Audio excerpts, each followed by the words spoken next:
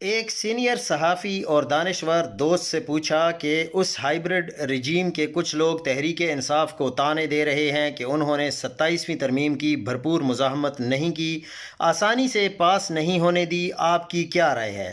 انہوں نے فرمایا کہ پی ٹی آئی کی حکمت عملی پر آراء مختلف ہو سکتی ہیں، لیکن ان لوگوں سے کوئی پوچھے کہ ایک آدمی کی ٹانگیں توڑ کر آپ اس پر اعتراض یہ ہے کہ وہ جم کر مقابلہ کیوں نہیں کرتا، یہ کون سا طریقہ ہے؟ لوگوں کو اغوا کیا گیا، خواتین سے بدسلوکی کی گئی، لوگوں کے کاروبار، پیٹرول پمپ، دفاتر اور گھروں کو تباہ کیا گیا۔ 1 سال گزر گیا مگر سپریم کورٹ میں 26ویں ترمیم کے خلاف اپیل کی سماعت ابھی تک شروع نہیں ہو سکی۔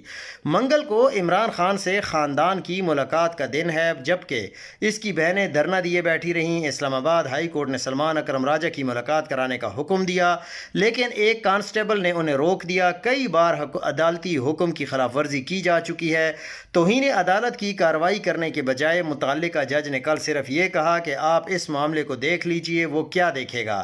ان سب مسائل پر یہ لوگ بات نہیں کرتے، قصوروار پی ٹی آئی ہی ہے۔ فرض کریں اگر ان کی حکمت عملی غلط ہو تو کیا تنقید ظالم پر ہوگی یا مظلوم پر؟